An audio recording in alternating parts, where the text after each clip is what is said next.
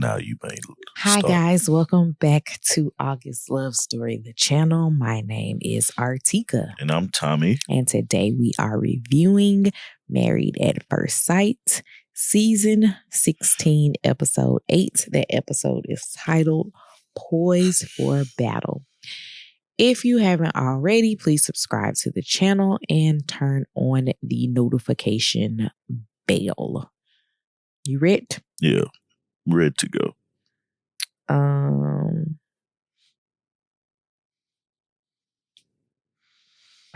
Everybody had a little bit of an issue. I guess the easiest, Jasmine and Airris. Let's go. Least issue. Mm-hmm. So we pick back up on this episode with them visiting the homes of each other again. Yeah.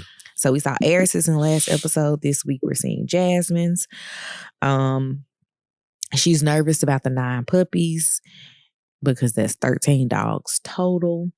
I was like, I know she's not thinking about bringing out 13 of these dogs nowhere. No, they got a 2-dog max. Right. Well, even if they didn't have a 2-dog max, I just couldn't imagine she was thinking about bringing 13 dogs. Her parents got to really be with this business. I mean, it's making some money. Yeah, but I just couldn't imagine if my kid came and said, Mom, I'm finna bring 10 dogs to the house. Let's say, she got 9 dogs, and that minimum, maybe $1,500. You know? So, it's more than $10,000 off of a litter. And I'm pretty sure she's selling them for more than that. So, I don't know how much a dog goes for. We get a dog, it's going to be adopt, not shop. Yeah, so I mean, I get it, you know. So when they walk in the house, he sees all of her pageant titles and crowns and stuff. And he was like, hey, you be being too humble about being a pageant queen. I was like, I get it, but also I get it. She's in a lot of pageants. And like she was telling him, there's millions of pageants. Yeah. What might mean something to one person might not mean something to someone else. Right. So there's no point in bragging about it. Although, I mean, do it. I know one of the girls on Real Housewives of Potomac has a pageant consulting business. Mm-hmm. I'm like, it has to make some money because there's millions of pageants. Yeah. You can teach them how to be poised and ready for these pageants. Right. So after that, they hear the dogs barking. They go meet the dogs. She lets him meet the runt puppy, which is Tesla, and then the mom of all these dogs, Dutch. I think she said her name is Duchess. I mean, she called her Dutchie. I didn't see them. We didn't either. He met them, not us. Oh. We met Tesla. They met the other dogs. So apparently she's breeding mini golden doodles, which they are a very beautiful breed of dog, hybrid breed of dog. I didn't know they came in a mini form. Yeah. Like that there was a whole breed of minis, but pretty cute dogs. They get back to the apartment. Pastor Cal comes by to talk with them. They talk about them coming down the aisle, her being relieved. Airris tells us that the honeymoon was very stressful for him because she was attracted to him, but he didn't feel the same way. Yeah. Pastor Cal was like, I mean, do you think she's attractive? Do you feel like he was lying at some point in that? No. I understand exactly where he's coming from. You can think that someone is attractive, but not your type. Mm-hmm. Like, there's a lot of people that you pass in your day-to-day life that you're like, oh, that's a nice looking person. Not anything near what I'd be going for, but you're not going to ever say they're ugly or they're not attractive. Mm-hmm. You would just be like, not my type. Yeah. Nah, I completely get where he's going with that. Like, I don't have an issue with that statement. Yeah. I think the issue is the shutting down. Like you was just trying to figure out her favorite sexual position. Mm-hmm. Y'all find out that, or she find out you had sex with somebody she know, and now it's like, nope. You can't make me believe that Airris ain't never hit friends. How did we get there? What do you mean? You need me to back it up? No, go ahead. Go ahead. Do your thing. I don't really have much to talk about them.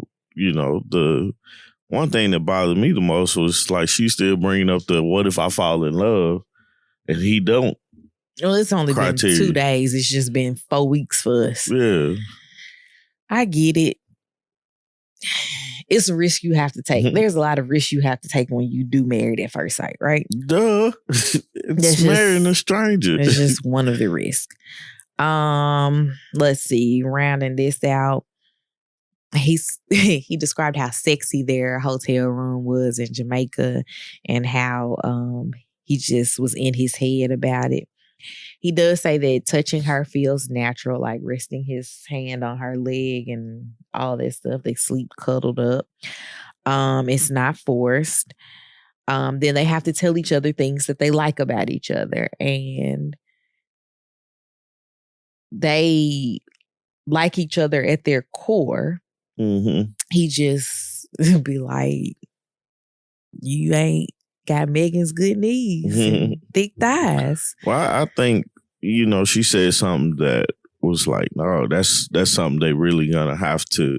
This thing is not gonna work if she doesn't feel different about. And that's when she was like, she just wants to feel desired, right? She was like, she wants him to look at her and rip all her clothes off, like not literally, but figuratively.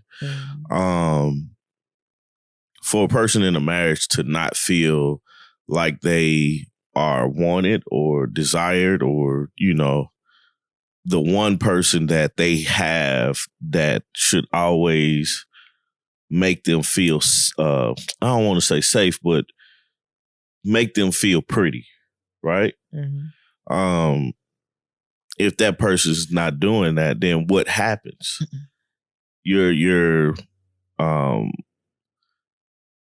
willingness, or the person who's not feeling desired, they look for that desire somewhere else. You know, and in this case, they more than likely they're gonna be like, oh, he didn't want me. So, or, you know, if her feelings don't change about that, oh, he didn't want me, I'm gonna say no. Right. That's what she should, you know, the way it should go. But he has to work on that. He has to see, okay, this is what my wife is asking of me. And he has to go forward and work on changing that. And the best way to do that is to really, truly get to know her in a different way. Not just looking at the characteristics that she has, or the features that she has, but more so looking at her character. And seeing, do you have enjoyment with her? Can you enjoy her and do things with her like that? And that draws into the attraction part, and that draws into the desired part, you know? It makes me wonder if they do consummate the marriage, will it change his feelings? I honestly don't. I'm glad they haven't just had sex, because then it becomes a mindless act. But it's more so of, if this is the way you want to roll and you don't feel anything there with her, get to know her. Like, truly get to know her. And, you know, it's a slippery slope when it becomes, you could come into this friend zone part, but you have to get to know her. You have to kiss her. You have to do the things that you wouldn't normally do with your friends, but you also have to be her friend. And it may not lead to, like, of course, sex is the ultimate thing that you don't do with friends, but it's like, kiss her, hold her hand, touch her on the butt, you know, mess with her and stuff like that. And she has to reciprocate, you know, in order to get to that line the correct way. But once you start talking about desires and not feeling a desire or something like that, it's almost as if the person that's not feeling desired is almost worthless. In a sense. So that's all I got for you. Nicole and Chris? Yeah, let's do it. All right. So they opened up and she was like, I'm so happy we figured out the dog situation. I'm like, we ain't figured out nothing. You figured it out. Right. I actually literally typed in my notes, girl, bye. They went to go meet his dogs, Kobe and Coda, together. Coda was humping everything. Man, he was putting his back into it. I was like, good grief. You can do it, put your back into it. I was like, man, get him a pillow or something. Like, let him get that out of his system. He was like, I'm Tyrone.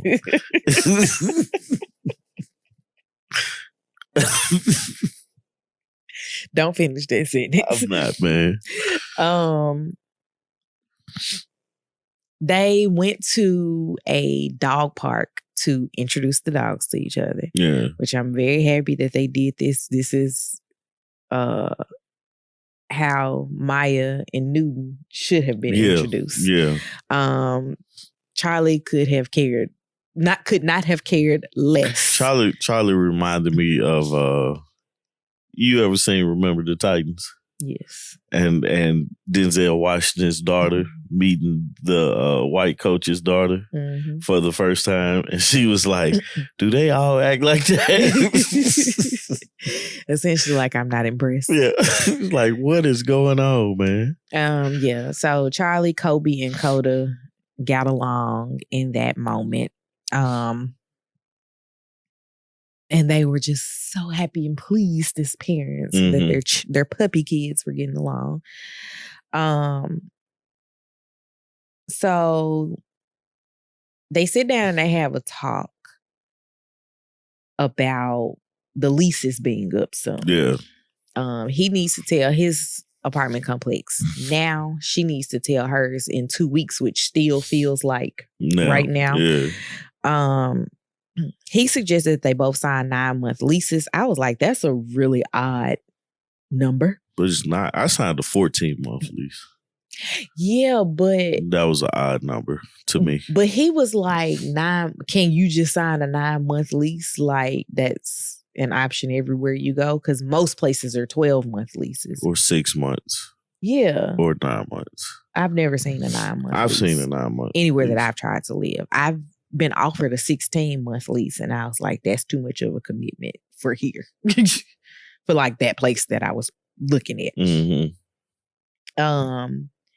She's concerned, which I would have the same concerns. We're trying to make this work as a couple, be in a marriage, and we're about to essentially be paying rent in 2 places, going back and forth between 2 places for 9 more months. But if we decide to stay together. I see his point though when it comes to asking that. Because he doesn't want to be like, well, I don't have nowhere to stay. No, I get that completely. If we get to the 8 weeks and we want to say no, I don't have nowhere to stay.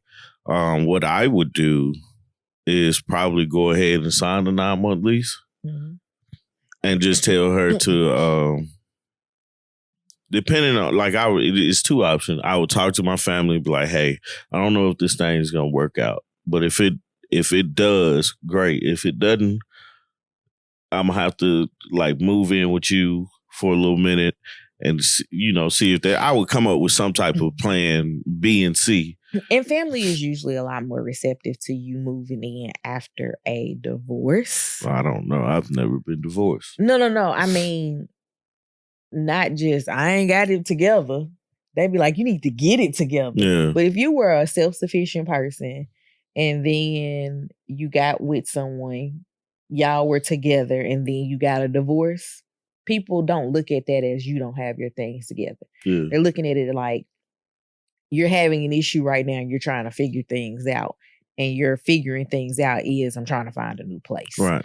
Nobody wants you to be homeless in the figuring things out phase of your life, especially something as simple as I was living here and now I'm not. Yeah. No, I get that.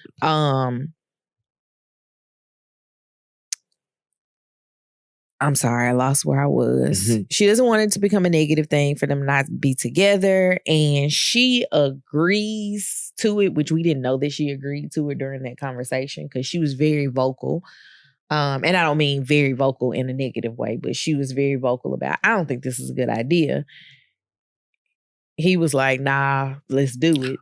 Well, and also with thinking of that, man, she's so gung-ho on, This is one and done. Mm-hmm. This is it, and we're not breaking up. We're not getting it. This is gonna work out.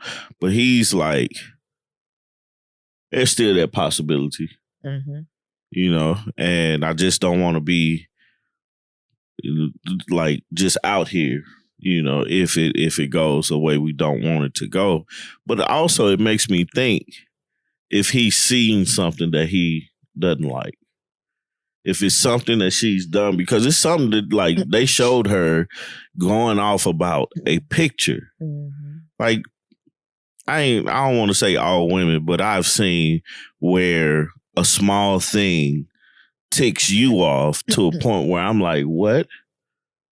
And I just walk away from the situation because it's tremendous to you, but it's a very small thing to me. And I'm pretty sure you've seen the same on my end. But for a person that's like 11 days strong of knowing a person, and then you see this over a picture. She's like, that's the picture you picked? Yeah. I'm like, girl, you posed for it? Right. It's a picture. I just think back. I'm thinking back in this moment to like our wedding photos. The wedding pictures that we have that I don't like, I just don't look at. I liked all mine. I mean, I'm not talking about like me and you, but like there's random shots in our wedding photos. And I'm like, why did she take this picture? Yeah. And they're not in my list of things that I go through and look at. Like, I'm not getting mad at her about it. Like, I paid you this much money, girl. Be quiet. Take the picture, move on. That was actually part of the Pastor Cal conversation. He says that they're moving along swimmingly. They talk about her being hot-headed. He said he's never seen her that way. He was like, you haven't? No, she was like, yes, you have. Nothing to give him pause, though. Pastor Cal did tell him that they need to act as if they're going to be married forever with the lease situation. And that's when we found out she agreed to it. Mm-hmm. Reluctantly, though. Yeah, then they talk about the fact that she asks him every day, does he love her? And if decision day was today, what would he say? And Pastor Cal was like, bruh, stop. Yeah. She was like, I love Pastor Cal. I value what he's saying, but no, I'm not going to stop. And I'm like, excuse me. One day you're going to get an answer that you don't want. Right. And it's like, how do you bounce back from that? If decision day was today and they just got into a big argument and she asks that, or the next day she asks that, and he says, well, I don't like how you responded to me yesterday about a situation, so I don't know. What decision they will hold. Like, what do you say to that then? So it's like we all live through those situations where it's best that you don't know the answer to. It's sometimes you just got to kind of deal with whatever you have to deal with and then move on past it, We did also find out that they have consummated the marriage. So I think they're the only ones. Yeah, the only ones that said something so far. Yeah, so that's pretty much it for them. Yeah. Let's see. I know where I want to end. Who's next? I know who needs to go before that. I don't know. Kirsten and Shaquille. Is it Kirsten or Kirsten? It doesn't matter.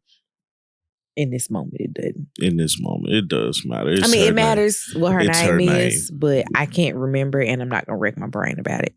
We're gonna call her Kay. Don't call her Kristen though, because it's not Kristen. So we go to her place, and she says that she's a minimalist, and he said it looked like she just moved in. On the after party, she said that she moved into that apartment in 2021. And she wasn't able to get a lot of furniture because of supply chain issues. Mm-hmm. And so she just started making do without the stuff. And I was like, where did you live prior to 2021? Because my things have come with me everywhere I've gone. When we moved into this house, we didn't get rid of core pieces of furniture. Nah. Like, we got rid of a few things, but like nightstands, they came over here. But you can just go to Target or Walmart and buy a nightstand. It ain't gonna be a,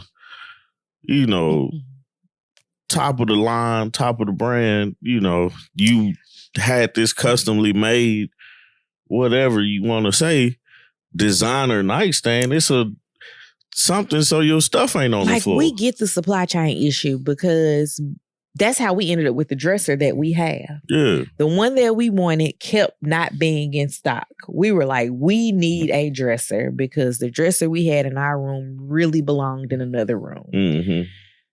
When we were working at doing that, and it was like, this one's always out of stock. Hey, this one's here. We're just going to go get this one. Yeah.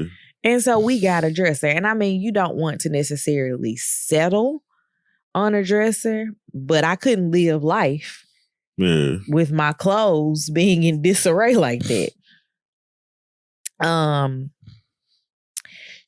They didn't take us to his apartment, but they were like, his place was well decorated. He had like his sewing machine set up because apparently he has a bow tie business. He got plants and all that stuff. So he a plant daddy. And she had nothing. And he was like, whew. Then he got to her closet and I think he was like, nah, dog, it's a no for me. He was just like, why you got the stuff on the hanger like this? Would you notice something, man? It's most of the time it's like that. The male is more organized than the female. Like we're like that's that. Our relationship. It's not most of the time. It's our relationship. Like we could ask the people. Who's more organized in your relationship, the husband or the wife? That's gonna be the question. We just gotta remember that. Okay. When we get to the end. She said that she was nervous about Pastor Cal coming. He was like, he's looking forward to it. Pastor Cal comes in. They said that their wedding felt like a family reunion. Their families were really into it. They didn't feel like they were strangers. She feels like he's overly communicating. He was like, listen to the fact that she said over. I'm not just communicating. I'm overly communicating. Yeah. I didn't even catch that part. They talk about him joking. Pastor Cal was like, you're going to have to get over that. Yeah. He was like, my wife thinks I'm corny and the jokes aren't funny and we still married. Yeah. The jokes just don't land sometimes. It is what it is. That's what I want to say a lot of times when you make bad jokes. My jokes aren't bad. Sure. I need to start writing them out and selling them. So, because I find myself to be a funny guy. Big question here is there any chemistry? I didn't understand that question. Why not? Just because it's like, what is chemistry? Because what they're showing, like, I felt like she was lying and he had to, like he was shocked at her answer saying, she was like, no, it's not really any chemistry. But it's like, but it is though. Mm-hmm. You know? He was like, she sleeps curled up next to him and like they touch a lot and all this stuff. And like, are they kissing on the lips? Probably not. Are they, they not having sex with each other, but they do everything else. I hope they've evolved to the kissing on the lips part. It's 11 days. I don't know, man. I've seen people kiss on the lips a lot less. Mm-hmm. Me too.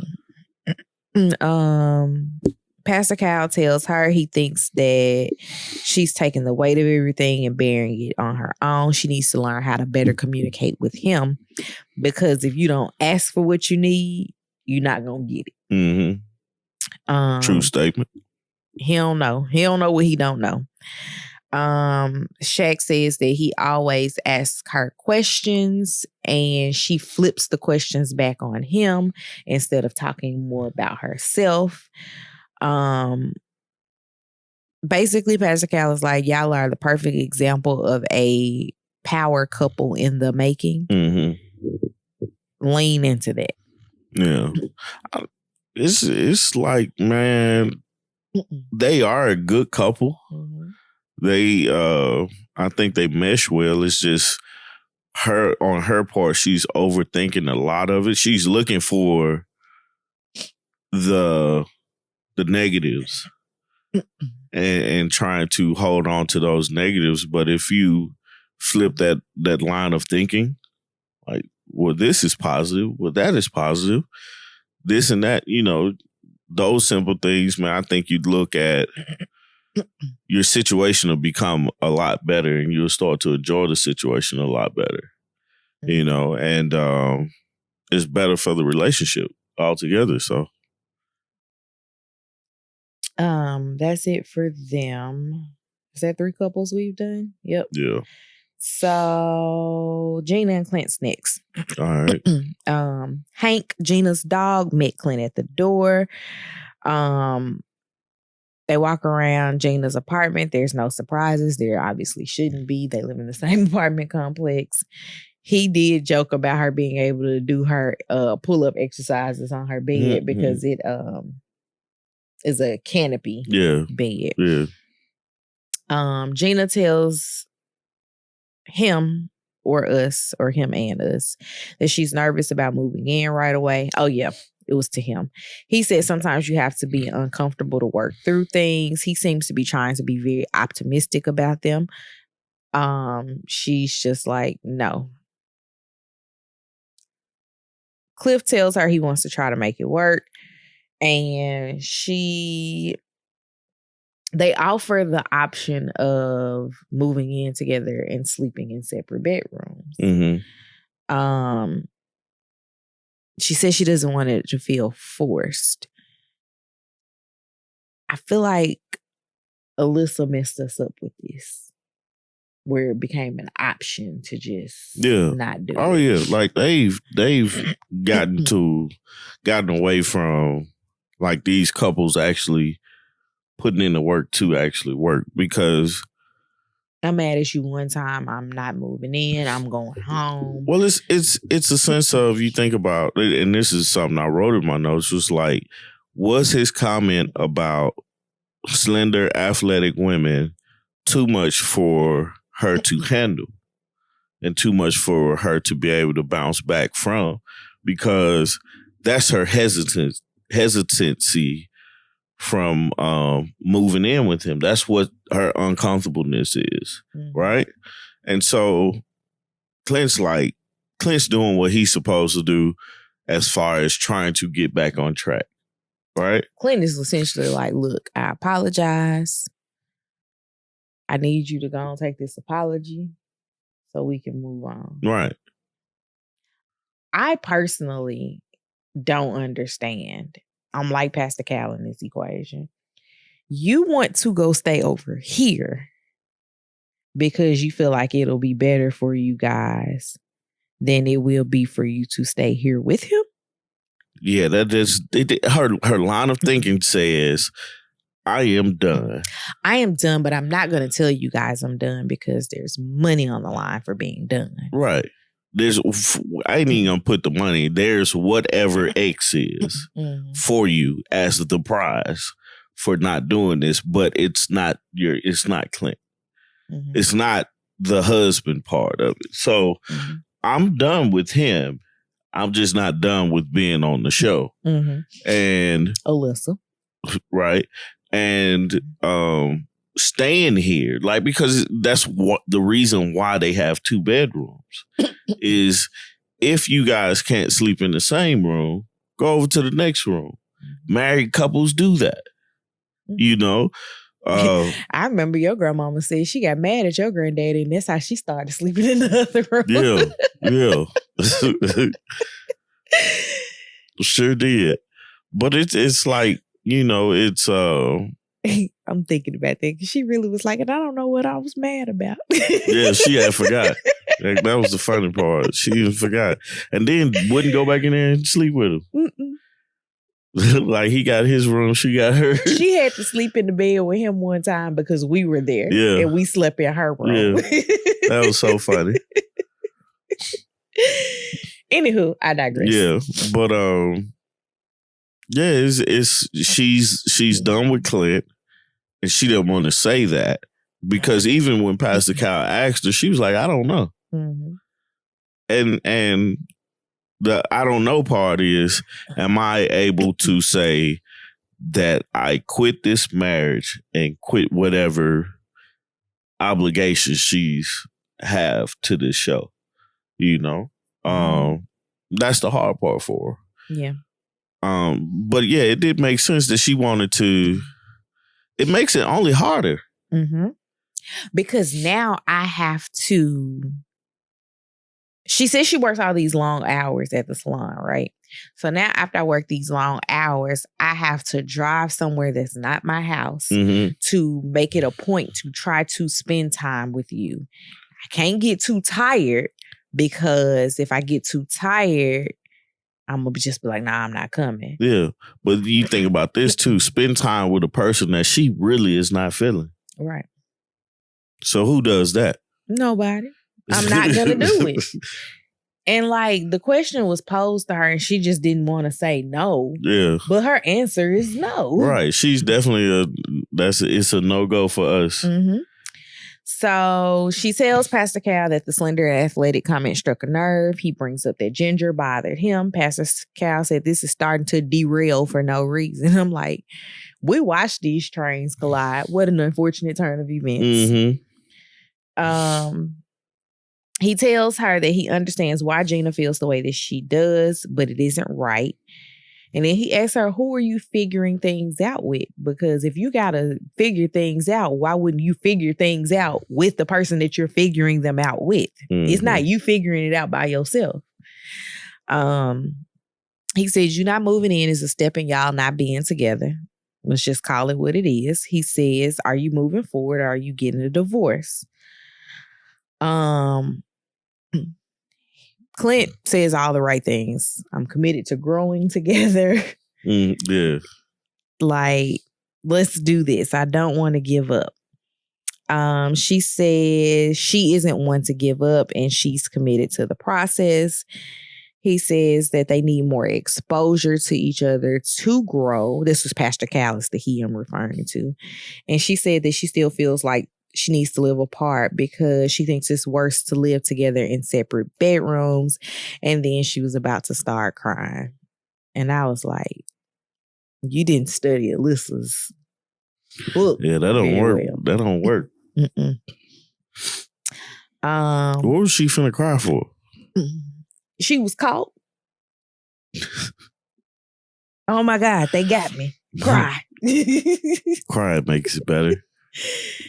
A lot of people do that though. Dude. Like they get caught in a situation and it's like, okay, cry. Because if I cry, they gonna stop. Yeah. And I feel like Pastor Callis wanted to be like, let me get you a tissue. So, and we're gonna finish this conversation. He did tell her, if you're not willing to change, you're not willing to be married. And I was like, that's very true. Outside of parenthood, adulthood is the other, not otherhood, like outside of parenthood, marriage is the only other thing that forces you to have to change aspects of yourself. Because adulthood, you can just breeze through things, change them as you see fit. But children force you to adjust. Having a spouse forces you to adjust. Yeah. You have anything else for them? Nah, I just I like Clint's efforts. Clint gets an A for effort. Yeah, but I think that that whole the weight, the athletic and slender comment, I think is what. Oh yeah, she said weight is not a fact. I was like, actually, it is. It's definitely a fact. He didn't give you a number on a scale though. Yeah, I wonder why she's so. I wonder why like her weight is such a big thing for her. Like, what is it? She says she does hit 6 days a week. So I'm going to assume that she has been bigger. Yeah. And she's getting it under control or has gotten it under control under her control. Yeah. And she feels like you're not going to come in here and take a stab at something that I've been working really hard at. Yeah. He ain't just finna poop all over. Yeah, because if you told me, like Artieka, you're not athletic, I would be like, you're absolutely right. There is not a lie told there. If you told me that I'm not slender, I would be like, I was 6 years ago. I might not be now, but it doesn't sting me. Yeah. Because I know where I've been, and I also know that I can't go back to being 110 pounds. Yeah. I don't think it would look right on me anymore. So like, I'm okay. And I never had a desire to be athletic. So you telling me that I'm not athletic doesn't sting me at all. Like, I don't know, find something else to complain about. Like, if you was gonna try to take a shot at me, and for me to actually feel like it's a shot, you'd have to say something else. And I also don't feel like Clint was trying to take a shot at her with that comment.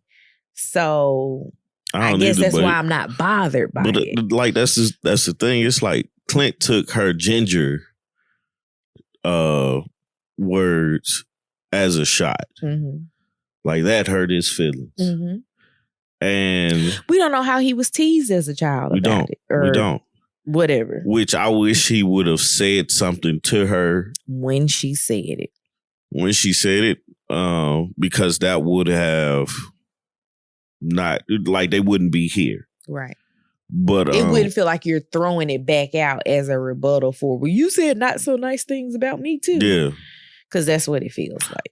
But yeah, it definitely feels that way. So I think that's where his mistake was. But she either has to let it go and get past it, because it's not, for me, it's not a big thing. Like, if you were like big heavy set girl and he was like, well, I don't really like heavy set women like you. Mm-hmm.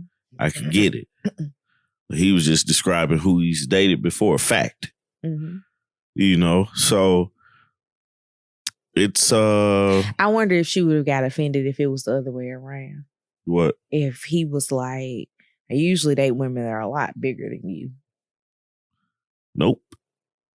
And it's like, why does being slender bother you so much if saying I dated bigger women wouldn't bother I think it's more so of the standard, the beauty standard. I really think that it's something that she's been working at. Like, when she says she does hit 6 times a week, that was when it clicked, the light bulb went off for me. It's like, this is something that you have been working really, really hard at. For you to do it 6 days a week. Well, you also like put in her profession. She's in the beauty profession, right? Mm-hmm. Like, what is it called? Hairstylist. Mm-hmm. She's a hairstylist, so she's coming in seeing all different sorts of women. I'm assuming men too, with all different standards of beauty. Mm-hmm. But for her, it probably resonates. A different type of standard. Skinny is probably a standard of beauty, and her body type is not skinny. Mm-hmm. You know, like I have this crazy theory that Americans specifically aren't, what's the word? We're not built now today to be super skinny. Like if we want to be The lifestyle of America is at this point rooted in being unhealthy. And that's what I'm saying. It's like, if you want to be healthy, super, at that, you're like, most people's standard of beauty is a shape, right? If you want to be in it and not round, if you want to be in that type of shape, you're going to have to work at it. Versus back in the day, people were just naturally skinnier. Mm-hmm. But it's also because the convenience of food. We've made it where we don't even have to leave our house to get food. I appreciate you, Uber Eats. Right. Because it's so convenient to get food, and then it's the type of food that we're choosing to eat. Like growing up, fast food restaurants were a treat. Mm-hmm. We didn't get them all the time, but we got them every now and again. But now, that's the go-to meals because it's easy, it's simple, it doesn't cost much. It's less of a go-to now because you can't get quality service. Like, I ain't trying to get a gourmet meal. I just would like you to bring my burger to the car. Let me get a burger. Remember that time we went to Burger King? Yeah, I remember that. And you don't have to remind me. They just would not bring me my food. You got upset with me because they did something. So it's just her standard of beauty is being mixed in with this. Mm-hmm. And I don't understand the not attractiveness thing. They don't think each other are attractive. I think both of them are very attractive people. I don't think that they don't think each other are attractive. I think it's another Airris and Jasmine situation. You're not my type. Yeah. And Gina is just more offended that she's not his type. Yeah. And Clint is like, I can win everybody over. I'm charismatic. Yeah. It's a self-esteem thing, man. Mm-hmm. And it's showing. All right. Last but not least, we go to Dominique's apartment. McKinley calls himself the biggest loser in their relationship. He didn't want to look around her apartment, and she felt a little bit slighted about that. He offered to help her get things packed up. She was like, no. In her confessional, she said his energy is off and he doesn't seem like he wants to be there. I was like, I don't want to go to your house either, but here we are. Well, he's giving her what he feels. I mean, I get it. He's giving her this is how you treated me. Uh-huh. And the questions that you've asked me and the things that you've said to me are now finally getting to me, and this is my response to it. Mm-hmm. Like, I don't know how else to respond to this. And I think both of them have a fair argument. Mm-hmm. She asked him, is this somewhere that you can see yourself living? He was like, who knows? We'll see. Right. Like, she tried and he was like, nah, this is what you're going to get. This is one of those times you don't ask if tomorrow was decision day, what would be your answer? Absolutely not. So they leave her place and they drive back to the neutral apartment and they talk about his energy. And he says he thinks that there's a lot about him that she doesn't like. They bring up his dogs that are apparently in Michigan. Yeah. Coming down to the place in Nashville. And she was just like, you don't even like these dogs. So then that pissed him off because how you gonna tell me? Right. That I don't like dogs. He was really mad that she didn't ask. He was like, they're not as big of a deal. Yeah. Oh, because she didn't ask their names? She didn't ask anything about these dogs. I'm like, I didn't even know he had dogs. I didn't either. She says she doesn't want to have petty arguments and for it to spiral. He says, well, I've been spiraling since the honeymoon. But that's his fault. That goes back into the thing that I was saying. He never chose anything to do on the honeymoon. Mm-hmm. Like, everything was something that she wanted to do. Well, to his defense, he said he wanted to just lay on the beach, and she was like, absolutely not. You do that in Miami, not Jamaica. Well, she should have just laid. She should have went, and him just lay on the beach. Which I get that why that didn't happen is because they just met each other. But that's the thing, Like I was McKinley in Jamaica to an extent. Yeah. I did a lot of stuff that you wanted to do. And there was a lot of things that we both wanted to do. But you did things that I wanted to do because I know that the shopping trip was not anything on your list. I think it was more so getting off the resort you were okay with. Yeah. But like, we both wanted to do Dunn's River Falls. Yeah. That was our thrill. I wanted to lay on the beach. You want to go snorkeling. Bye. Yeah. Like, it's cool to not do everything together, even on a honeymoon. Yeah. He tells her that she isn't compromising on anything and he doesn't like it. She says that it's mentally exhausting for her. She then tells us that she's not moving in. The production was like, so you packed up all this stuff, bought it into this apartment, and then you about to take it home? She said, yep. Man, like I said, I get her point. And the thing is like, how strong is it that he's going to get married? If we say, yeah, after 8 weeks, he don't up and try to leave somewhere. Now I've wasted time in getting to know him, marrying him, saying yes on the 8 weeks, and now he wants to leave.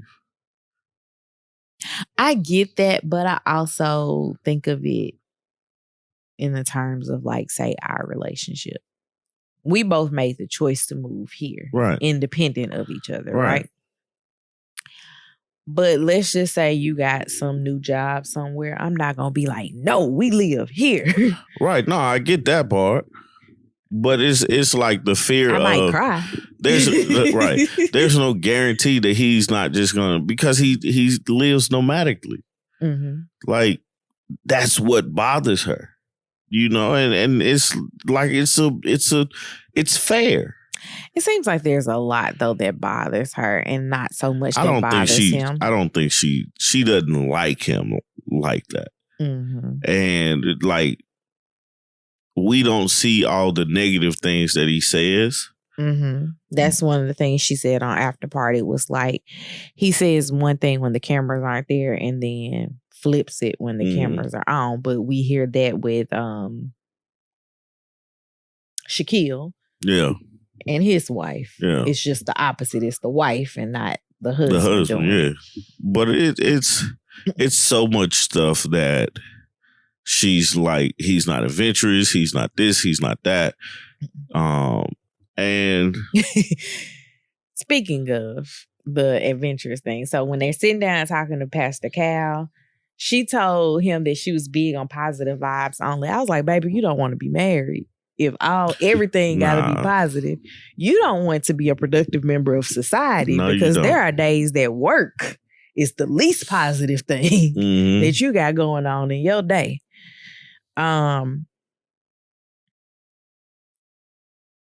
They sit down and they went through their list because she said that they both were saying that they didn't get what they asked for. She said she wanted someone that was outgoing. He wanted someone to pull him out of his shell. He was like, not that much though. He was like, you didn't give me an extent. You ain't put a value on it. That's something I'm always hollering about too. Yeah. So they talk about the dogs in the bed being a deal breaker. And he was like, do the dogs have to sleep in the bed? He was like, no. He was like, deal broken. Like, we fixed it. Like, what else you got? Like Pastor Kyle knew in that conversation, they're done. Mm-hmm. Like, both of these folks are not interested in trying. Mm-hmm. And because the issues are so petty and minute, that they are just sitting here tit for tatting each other. When he said that, so y'all didn't get what y'all wanted and they started naming stuff, he said, well, y'all lied then. Right. I was like, say it again. Because, and that's one of those things is that I don't know I wish we could see what the Married at First Sight questionnaire looks like, but I liken it to like when you're taking one of those really, really, really long survey assessment type things for a job and they ask you the same question in different ways. Yeah. You answer thinking of your higher self and you can't go into it like that. Right. It can get you a job, but will it get you the spouse that you want? Yeah, right. Probably not. More than likely, no.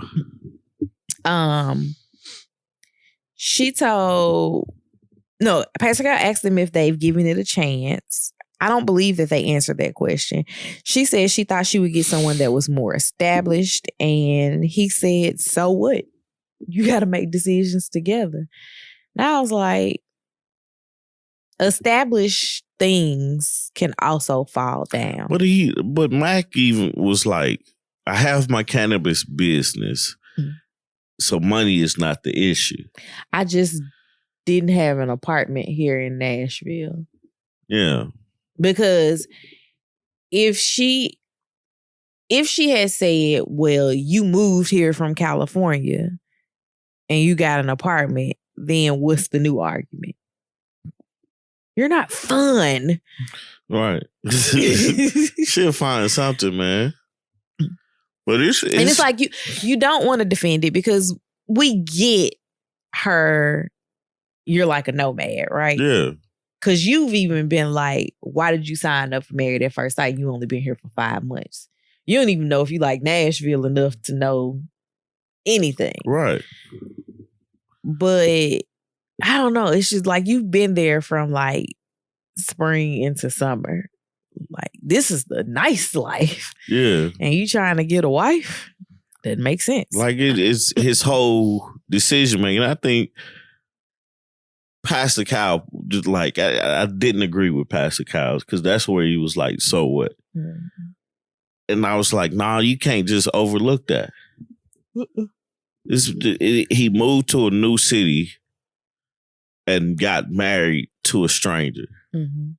You just living life as a risk because like you're destined to fail because you don't have the basic necessities together. Right.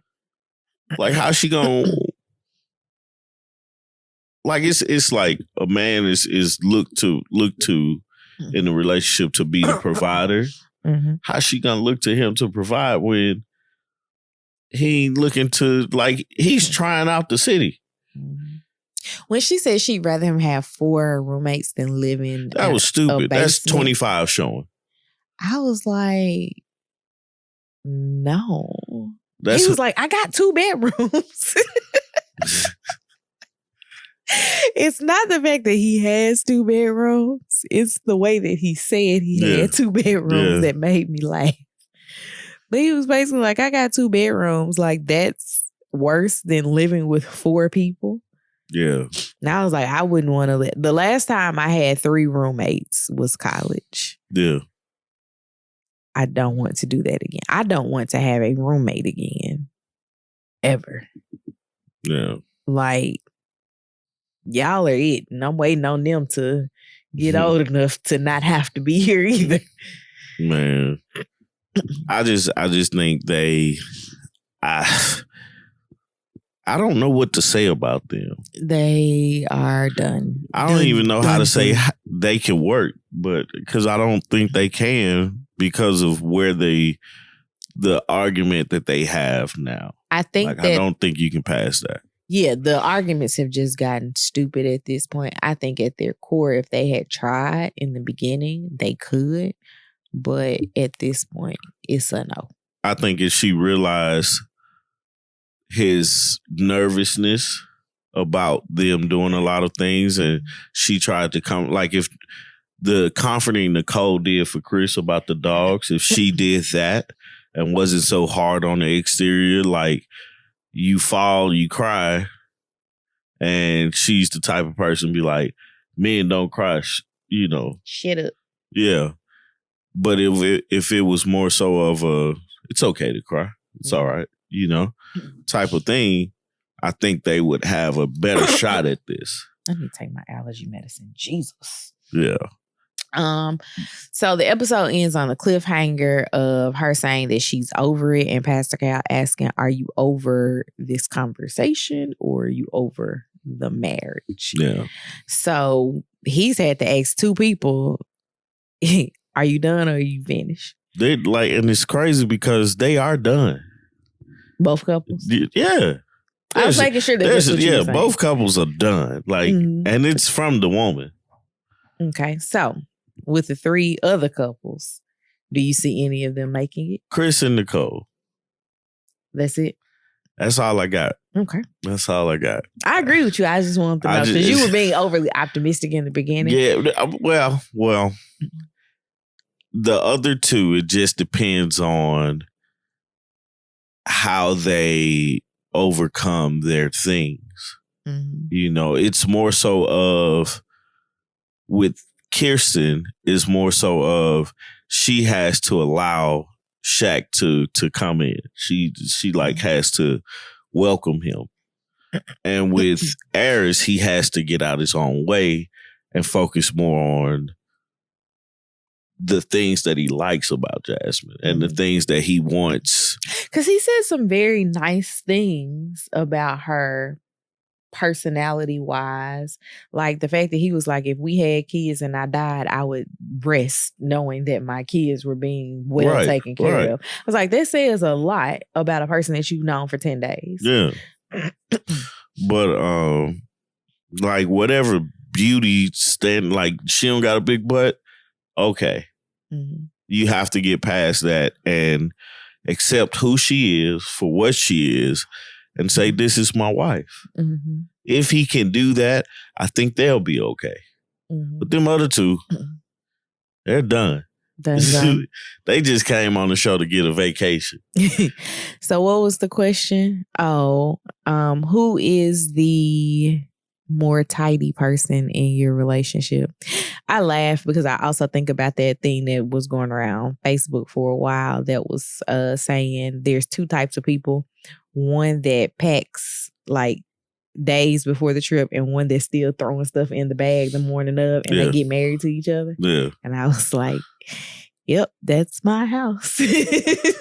I pack a day before because I have to go through a list of things to make sure I don't leave anything because I hate leaving stuff. Mm-hmm. And you'll forget something. Every time. I'd be like, how did you forget this? It'd be key things. Lily ain't got no shoes. How did you forget Lily's shoes? We've never not had shoes. I'm just giving, it be stuff like that, man. It's like, don't do that. Ain't no diapers. What do you mean it ain't no diapers? That has never happened either. Yeah, me, dog. Give an example that's actually I happened. can't think of one, but you leave stuff. Yeah, dog. Man. You just took that to the extreme. Lily always has had diapers and shoes. She ain't always had diapers.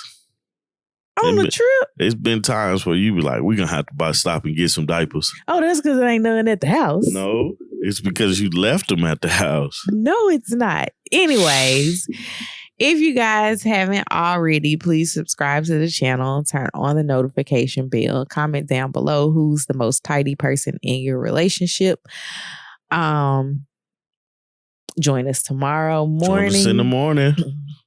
Live for the coffee break. Shout out to the members who are watching us record this live at 6:30 in the morning. Yeah.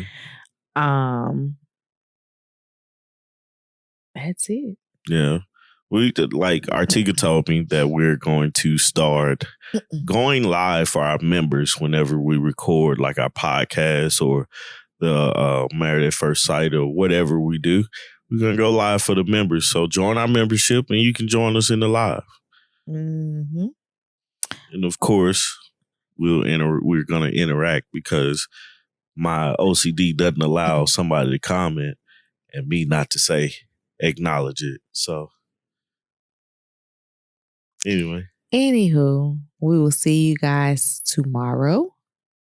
And that's it. All right. Peace. Bye, y'all.